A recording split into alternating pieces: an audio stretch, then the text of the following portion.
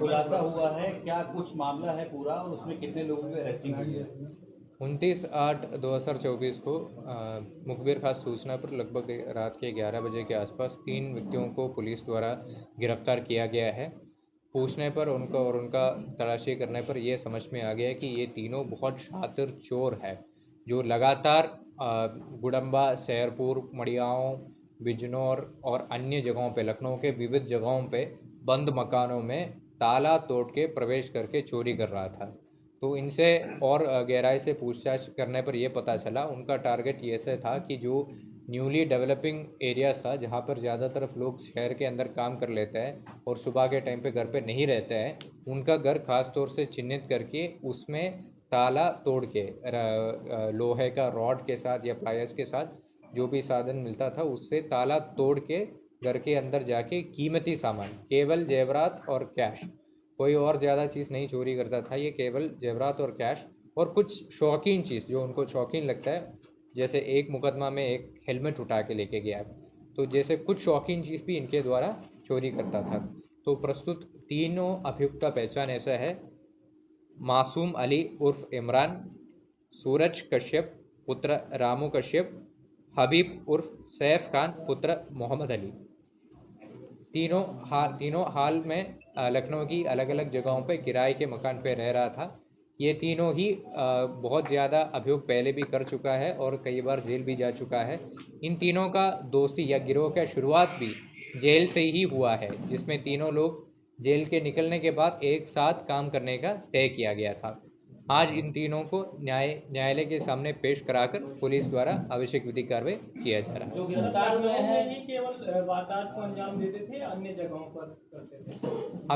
अभी तक जो हम लोगों का पूछताछ में ये सामने आया है कि तीनों लोग लखनऊ में ही हाल पता में किराए पे मकान पे रह रहा था और लखनऊ की विभिन्न जगहों पे उनके द्वारा ये घटना कारित कर रहा था। चोरी का माल कहाँ बेचते थे ये अभी स्पष्ट कराना शेष है। जैसे मैंने बताया कि और भी घटना इनके द्वारा कारित करने का संभावना है, तो इस केस में हम पुलिस कस्टडी रिमांड में लेके और गहराई से पूछताछ किया जाएगा। पास्को का आरोपी है, दूसरा लूट का है, तीसरा चोरी का है। जेल में मुलाकात हुई, मुलाकात के बाद आखिर गिरोह बनाया, गिरोह में 3 लोग आए या अन्य लोगों को भी शामिल किया?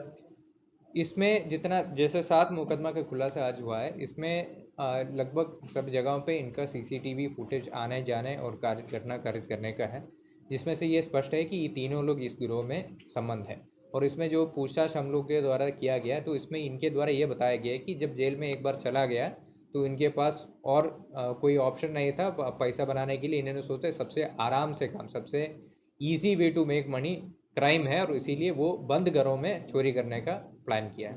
सर, मासूम अली की बात की जाए, उसके ऊपर 2 दर्जन से अधिक मुकदमे हैं और क्या वही इसका मास्टरमाइंड है? उन्हीं ने फिर दोनों को तैयार किया साथ में? जैसे आप देख सकते हैं कि मासूम अली के खिलाफ पहले से ही बहुत ज़्यादा चोरी और नकबजनी का मुकदमा है।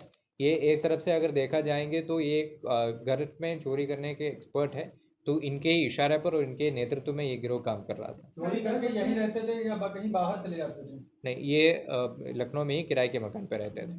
सर, इसमें एक सवाल ये है कि पुलिस को चकमा देने के लिए चोरी की मोटरसाइकिल का पूरा इस्तेमाल कर रहे थे, रेकी से लेकर के घटना तक की। तो वो मोटरसाइकिल आखिर किसकी रही, क्या इसमें कुछ खुलासा हो पाया?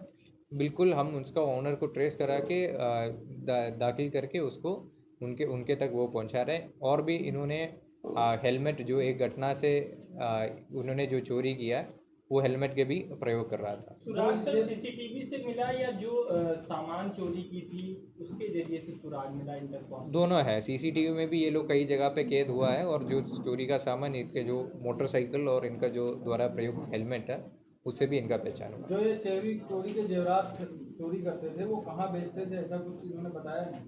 अभी इसमें पूछताछ जारी है। ठीक है सर।